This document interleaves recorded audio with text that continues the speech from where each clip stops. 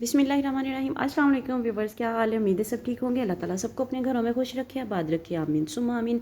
जी तो व्यूवर्स, आज हम आप लोगों के लिए बहुत सारे हेल्थ के जो टोटके हैं वो लेके आए हैं। इसके लिए आप लोगों ने वीडियो फुल वॉच करनी है। वीडियो अच्छी लगे तो लाइक एंड शेयर ज़रूर करना है। चैनल पर है तो चैनल को सब्सक्राइब करके जाना है।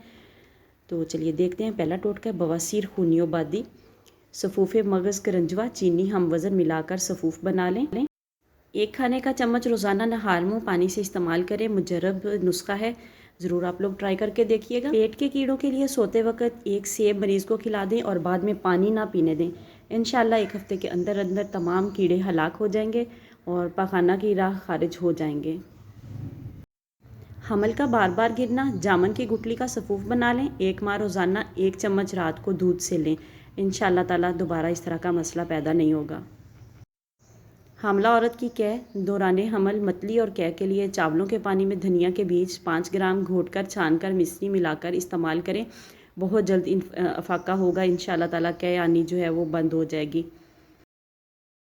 पेचश का आसान इलाज, अगर दस्त में खून आता हो, आम की गुठली पीसकर 2-3 ग्राम 1 गिलास दही की लस्सी में मिलाकर पीने से जल्द अफाका हो जाता है।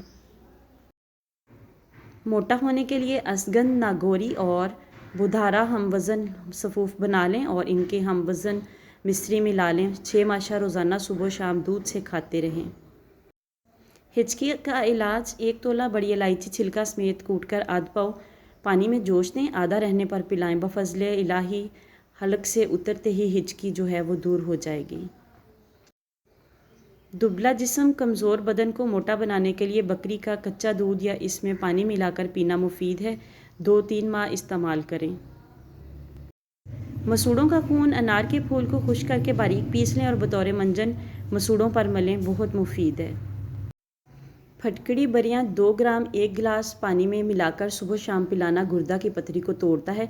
अगर तकलीफ़ ज़्यादा ही हो तो दिन में 3 बार भी इस्तेमाल कर सकते हैं। इंशाअल्लाह ताला फ़र्क पड़ जाएगा।